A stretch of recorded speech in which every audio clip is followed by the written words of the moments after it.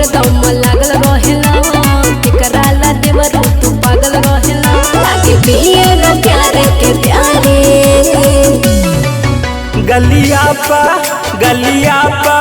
गलिया पा काला तिले वाली एक लड़की पटौनी भौजरी ले वाली गलिया पा काला तिले वाली एक लड़की पटौनी भौजरी ले वाली। अरे तो दिखावा म्यूजिक बाय डॉक्टर आसिफ।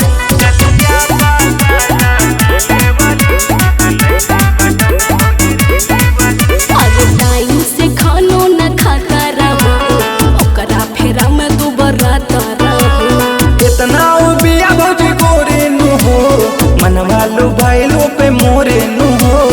अच्छा ऐसे बात हाँ टाइम से खानो न खाता रहो ओकरा फेरा में दुबरा रहो इतना बिया भौजी गोरे नु हो मनवा लो भाईलो पे मोरे नु हो।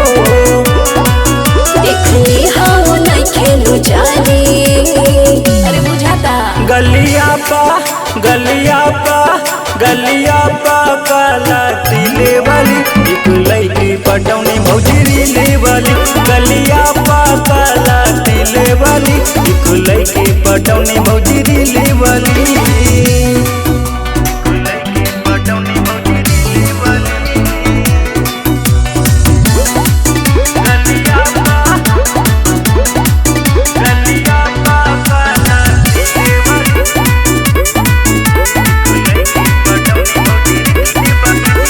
आजकल के लड़की बड़ी सनक केवरो राहुल कदा ओह के तुरंत सोनू के देख के जब से हासिल नु हो दिलवा में तब से बासल नु हो।